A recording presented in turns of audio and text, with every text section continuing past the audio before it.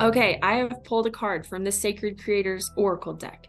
And whatever card we get, Chafin and I are going to discuss it in regards to our post-concussion symptom journey after enduring traumatic brain injuries. And so I've pulled a card. This is the card. Find your sacred flow. I'm going to read the card essence. Finding your unique rhythm, bringing your spirituality into your business, being in flow with the universe, and the self-care message, copying someone else's steps, overscheduling your time, being a martyr, putting others' needs in front of your own, a need for self-care. So those things are not good qualities. Yeah, to be clear, those are the things not to do. Because last time I confused Chafin and she thought I was saying we should do all the things or not, that it's telling us self-care, and she's very confused. Okay, I'm being dramatic, but like the conversation did happen. It did happen. Okay, so find your sacred flow in regards to this TBI journey. This is a real thing for sure. Yeah. Stop being the martyr was like that really stood out to me because I will still, and I've gotten better at this, but like last year majorly, I would try and act normal around people and I would destroy myself. Like I would have major setbacks just because I was trying to do all these things and act fine, even though I wasn't. And so I like kind of was being the martyr. So I was like, oh, I don't want to burden them. So I'm going to be normal. Yeah. Yeah, that's a huge lesson for me too. There was plenty of times where I'm putting other people's comfort in front of my own when the consequence of that is not okay for our health. So that's been a learning process. I feel like I've gotten pretty good at that. I've actually gotten great. I just like leave something immediately if I need to leave. Whereas before I'd be like, wow, like anybody else witnessing that would be like, why did this person just leave? They didn't even say anything to anyone. It's like, it doesn't, none of that matters. We have to take care of ourselves. Yeah. Yeah. Send a text and explain later. Yeah. Oh, yeah. Good point. Sending that text. But yes, I think we definitely both have improved at that. And we used to do that. You said at one time, you're like, I literally try and act normal, but I end up destroying myself. And I'm doing it for them, not for me. And like when you said that, that was when it hit me of, oh yeah, I used to do that. And I still sometimes do that. So why do we do that? We're torn between two worlds. Yeah. The world of making other people comfortable by acting normal, and then the world we're living in where we have these sensitivities and we want to be comfortable also. It's very interesting. Yeah. I've noticed with like the self-care message, putting others' needs in front of your own is something to not do, or find balance with that, I guess. I've found, as far as like the amount of brain energy I have currently available on a daily basis, I really have to just pay attention to myself, like very much first and foremost. And it turns out everyone else seems to be doing all right without my attention. So just look, like it's a big deal to look at where your energy's going, obviously, but sometimes there's places, and I'm still working on it, identifying areas where it's like, oh, I could bring that energy back to myself. So that's kind of a fun thing to experiment with. I say fun because I want things to be fun because I like fun, but I don't know if it's fun or not. Actually, I don't know if it's actually fun to anyone else. But it is exciting when you get a better hold of your own energy. So I guess that is fun. Yeah. An accomplishment. I think finding our sacred flow has a lot to do with boundaries and knowing what boundaries are okay to put up. And I think It's that boundaries with ourself and others. yeah, definitely. Like boundaries for us to know, okay, we don't have to take on everyone's problems, and then boundaries with in regards to others, it's like, okay, I don't have to try and act normal. I can leave when I need to and explain it later. But what I was gonna say is I used to not have those boundaries and I would take on everyone else's needs. And when I got my concussion, when I would take on people's needs, when they like needed me to do something or asked me to do something, or I would just volunteer, be like, oh, I can do that. I can do that. I got to a point with my concussion journey where I literally couldn't.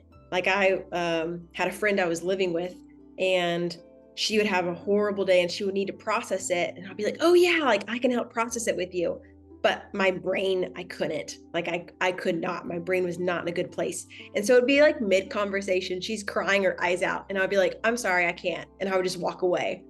It was terrible to her, not good for me to do that. It was awful. But I didn't listen to myself in the beginning and realize, oh hey, I don't have the brain capacity to do this, but I'm trying to anyway. And it was really cool because today I was on the phone with her and she was like, you know how you just like leave me in the room when I was crying like a year and a half ago? Like, yeah.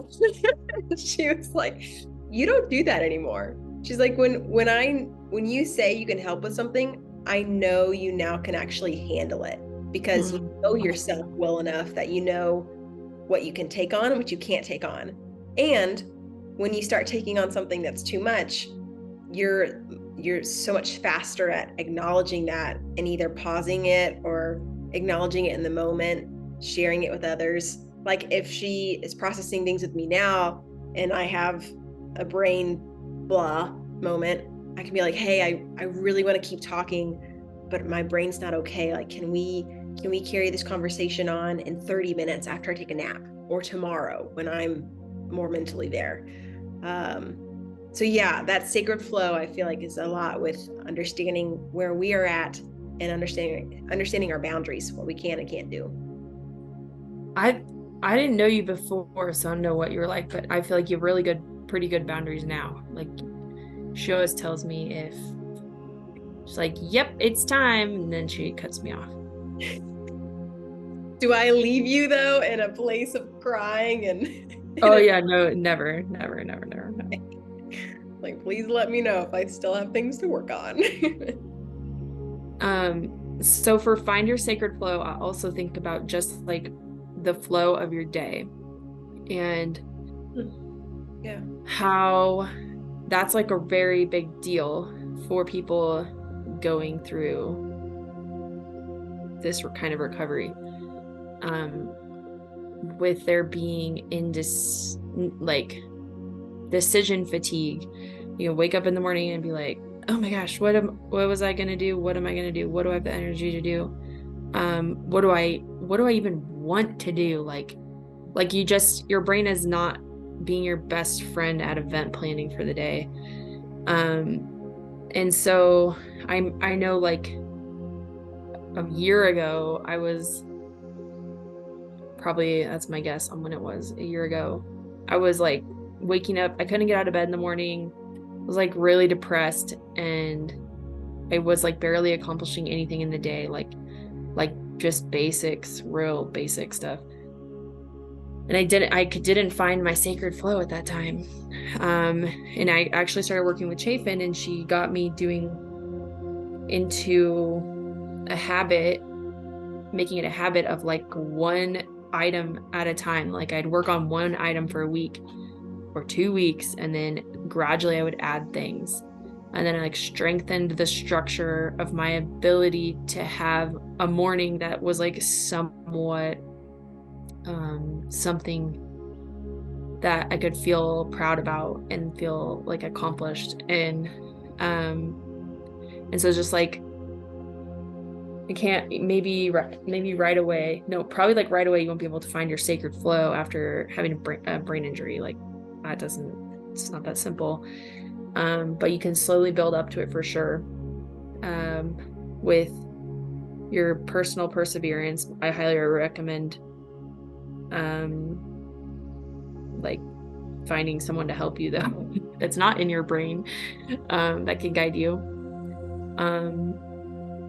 Chaffin is a health coach. She could obviously help you, but just whoever's in your life that shows up, that's like a beacon of light and that you think they could help you.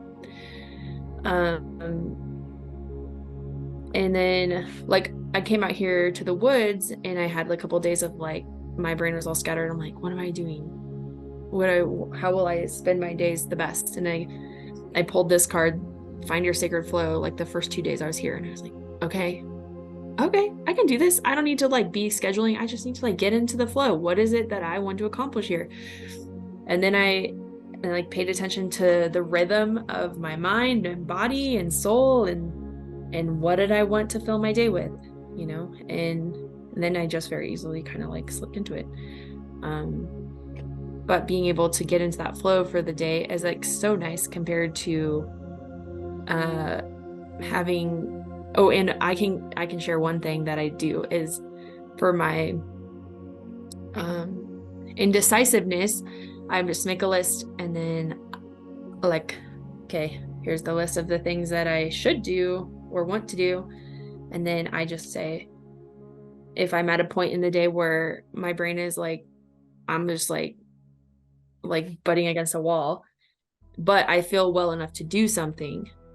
It's not like, oh, I have so many symptoms, I need to take a nap. It's like, okay, this is my chance to do something. What am I going to do? So I just roll a dice and then I correspond it to my list of things. And then I just do whatever number I land on. And I end up, maybe I only do one thing that day, or maybe I'll do like 3 in a row.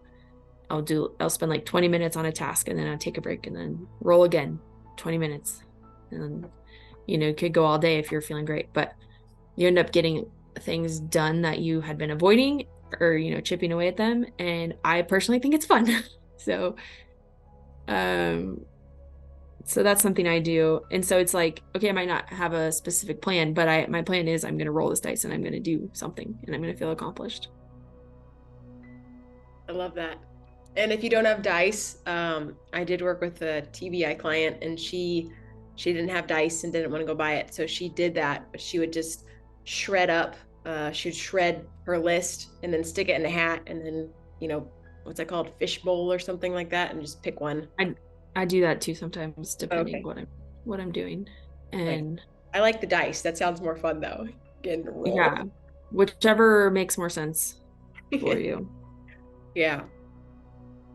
Yeah. Or what I'll do is I'll be like, these are the, 6 things I need to do. And I'm like, what should I do first? I don't know. And so I'll take, on piece of paper, those 6 of them. This is just an example. And then I pull them. And so then I just put them in order. And then I do the order. So it's like, can help you pick your order. These are real techniques that are actually so helpful when your brain is tired. Yeah. These really helps with decision fatigue. So find your sacred flow, everyone. You're welcome.